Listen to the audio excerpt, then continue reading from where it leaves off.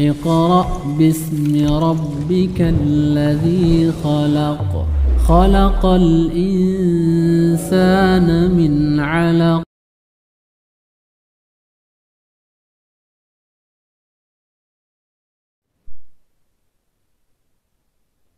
Assalamualaikum warahmatullahi wabarakatuh.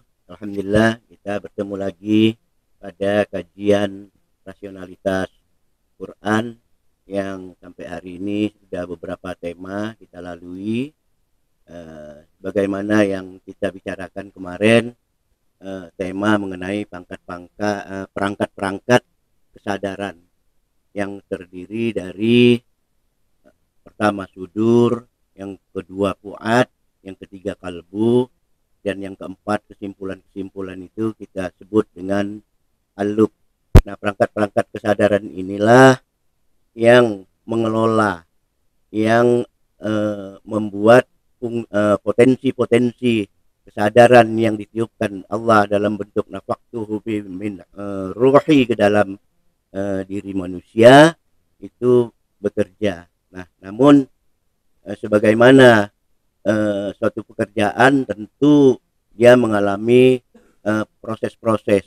Bagaimana saja proses-proses daripada perangkat kesadaran ini bekerja. Nah, kalau kita lihat perangkat-perangkat kesadaran bekerja ini mulai dari awal, sebagaimana perangkat yang kami sebutkan itu, pertama dari sudur dengan rasa, perasaan, dengan fuad melalui kalbu, dengan fuad melalui nalar, kemudian kalbu melalui otak. Nah, dalam kesempatan ini saya pengen menyampaikan proses-proses dan konsep-konsep daripada proses itu dengan dua atau tiga tema. Tema yang pertama itu apa yang kita kenal dengan asma. Yang kedua, apa yang kita kenal dengan alam. Yang ketiga, apa yang kita kenal dengan bayan. Nah, untuk kali ini saya mungkin akan berbicara tentang asma. Nah, kata asma ini tidak asing bagi kita semua, bahwa sering kita katakan asma adalah sebuah nama. Nah, asma di dalam bahasa Arab ini terambil dari kata wasima. Wasima ini artinya tanda, bekas, simbol yang menunjukkan adanya sesuatu di balik tanda-tanda bekas-bekas simbol itu. Nah, asma ini mempunyai dua aspek. Asma ini mempunyai dua aspek. Yang pertama, aspeknya dia bersifat material, bersifat objektif. Yang kedua, bersifat mental, bersifat subjektif. Nah, hubungan antara asma dan objek-objek ini yang bersifat material ini, ketika asma ini dihubungkan kepada benda-benda yang bersifat objektif, itu dia disebut dengan al-ayat. Al-ayat ini baik ada pada alam semua maupun pada sosok-sosok individu. Yang kedua, asma yang bersifat mental. Asma yang bersifat mental, subjektif ini kita sebut ada di dalam individu-individu, ada di dalam objek-objek, ada di dalam subjek-subjek yang mengelola asma itu. Misalnya saya katakan, misalnya saya katakan kita menyebut nama seseorang. Nah, ini asma. Nama seseorang ini kita hubungkan dengan objek individu yang kita sebutkan. Misalnya namanya Anu.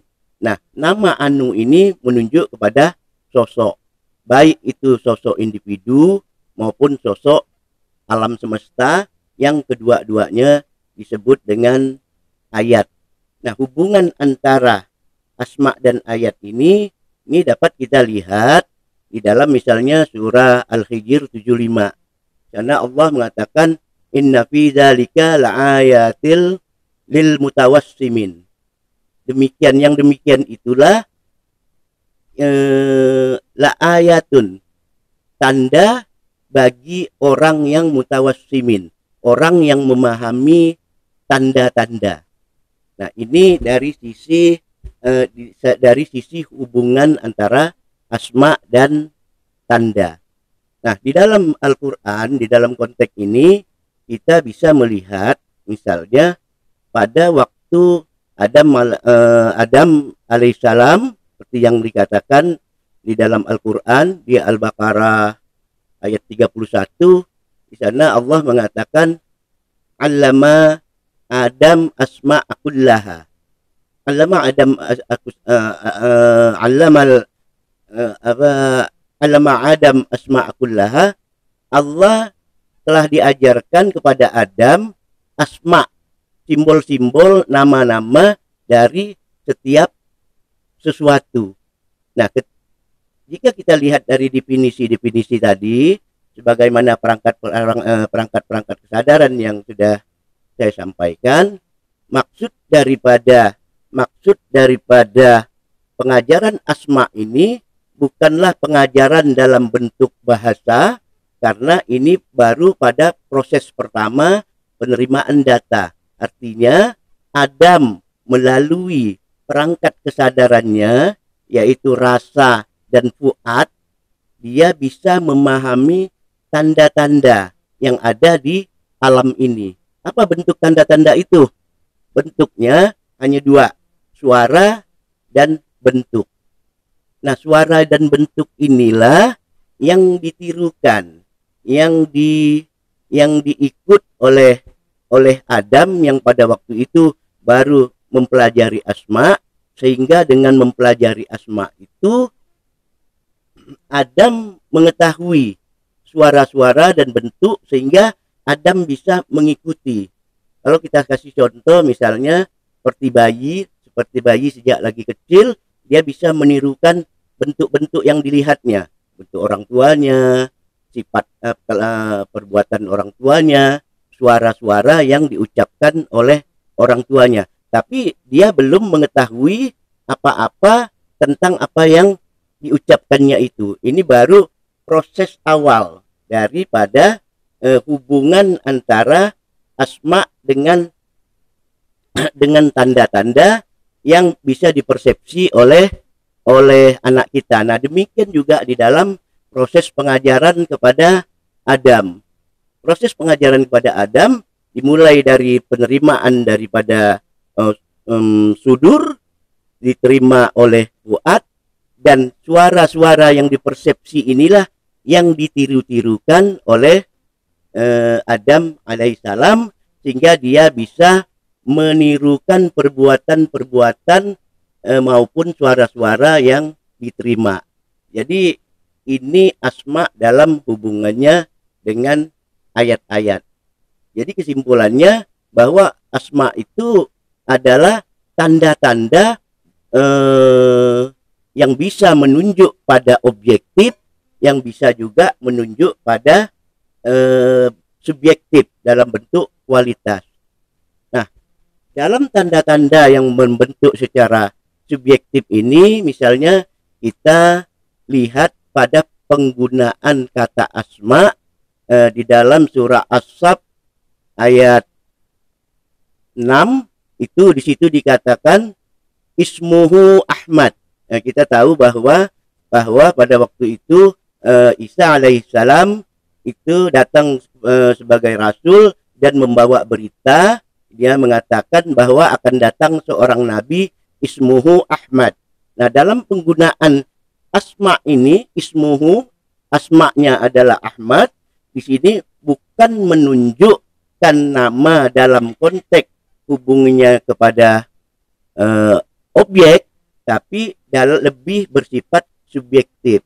Nah, kita tahu kata Ahmad berasal dari kata hamada. Hamada yaitu orang yang hamada adalah terpuji. Nah, jadi di sini Allah menjelaskan bahwa nanti akan datang seseorang yang mempunyai sifat-sifat, dia bersifat hamada, bersifat terpuji. Nah, orang-orang inilah rasul yang akan aku datangkan. Oleh sebab itu Allah katakan ismuhu Ahmad. Jadi bukan artinya ismuhu Ahmad itu bahwa nabi yang didatangkan itu namanya Ahmad. Jadi yang disebutkan adalah simbol-simbol, yang ditujukan lebih utama adalah simbol-simbol daripada sifat-sifat hamadanya itu, sifat terpujinya itu. Nah, di sini asma dalam makna subjektif daripada individu-individu ataupun entitas-entitas yang ada. Ayat lain lagi misalnya kita lihat pada Ali Imran ayat 45. Nah, ketika itu ibu daripada Nabi Isa alaihi salam ini Maryam ini didatangi oleh malaikat Jibril. Dia mengatakan bahwa dia itu akan hamil, nanti akan melahirkan seorang bayi, akan melahirkan seorang bayi laki-laki, ismuhu Al-Masih Isa ibnu Maryam. Nah, di sini tidak dikatakan langsung ismuhu Isa Al-Masih, tapi ismuhu Isa, tapi dikatakan ismuhu Al-Masih. Jadi tanda-tanda, simbol-simbol anaknya ini yang akan dilahirkan ini, dia bersifat Al-Masih. Al-Masih itu artinya menyapu, melanglang, Al-Masihul Ard, menyapu bumi, menyapu jalan, menyapu. Artinya ciri-ciri orang Nabi Isa yang lahir ini, dia sifatnya melanglang buana. Nah, kita sudah tahu bahwa Nabi Isa ini tidak mempunyai tempat yang pasti. Dia berjalan ke sana ke sini, maka disebutlah Al-Masih. Jadi asma di sini menunjukkan simbol-simbol dalam makna subjektif. Nah, di dalam makna subjektivitas Allah sebagai entitas abstrak, di mana Allah tidak bisa digambarkan dia dengan segala sesuatu. Nah, ini digunakan juga dalam bentuk asma, tanda-tanda. Tapi khusus untuk asma Allah, ini digunakanlah sebutan dengan Asmaul Husna. Nah, jadi Allah sebagai entitas abstrak itu mempunyai Asmaul Husna, nama-nama yang baik. Nah, ini dapat kita lihat misalnya di dalam surah Al-A'raf 180, walillahil asmaul husna. Allah memiliki asmaul husna. Jadi simbol-simbol yang ada pada Allah yang bersifat abstrak, yang bersifat subjektif itu hanya bisa kita pahami, hanya bisa kita dekati, hanya bisa kita rasakan melalui yang namanya Asmaul Husna. Nah, dalam pemikiran, dalam tindakan pun kita harus melalui Asmaul Husna. Seperti yang ayat yang saya katakan tadi di surah Al-A'raf 180, Allah walillahil asmaul husna. Allah memiliki asmaul husna. Fad'u biha. Jadi apapun yang kita seru, apapun yang kita lakukan, apapun yang kita perbuat di dalam hidup dan kehidupan ini harus melalui fad'u biha, harus melalui asmaul husna. Jangan kamu tidak melalui asmaul husna, itu yang dikatakan Allah. Jadi sifat-sifat subjektivitas Allah asmaul husna inilah salah satu potensi kesadaran yang diberikannya kepada kita sebagian kecilnya melalui nafaktuhu fihi min ruhi. Oleh sebab itu, kalau kita lihat seluruh asma-asma yang disebutkan itu semuanya ada pada kita, walaupun dengan sifat dan kemampuan-kemampuan yang terbatas, sedikit dan sangat berbeda. Artinya apa? Simbol-simbol kebaikan nama Asmaul Husna itu yang ditiupkan pada diri kita itulah potensi-potensi kesadaran yang ada, yang akan kita gali, Nah, jadi kesimpulannya, apa yang saya sampaikan ini, asma itu bisa bersifat, dia memiliki dua sifat, bersifat material dan mental, bersifat objektif dan subjektif. Ketika dia berbentuk objektif, itu dinamai tanda, hubungannya antara asma dan tanda-tanda. Yang kedua, dia bisa juga bersifat mental subjektif. Nah, mental subjektif inilah yang kita kenal dengan asma di dalam diri manusia, yang sebagian kecilnya ditiupkan oleh Allah, yang keseluruhannya itu adalah milik Allah Subhanahu wa taala, yang disebut sebagai Asmaul Husna. Artinya nama-nama, sifat-sifat, simbol yang baik itulah yang datang dari Allah. Tapi yang di luar Asmaul Husna berarti bukan datang dari diri Allah. Disinilah kita bisa membedakan. Apabila kita melakukan perbuatan-perbuatan sesuai dengan yang diatur di dalam Asmaul Husna, itulah artinya dari Allah. Apabila kita melakukan perbuatan-perbuatan yang tidak terangkum di dalam Asmaul Husna, itulah perbuatan dari diri kita sendiri.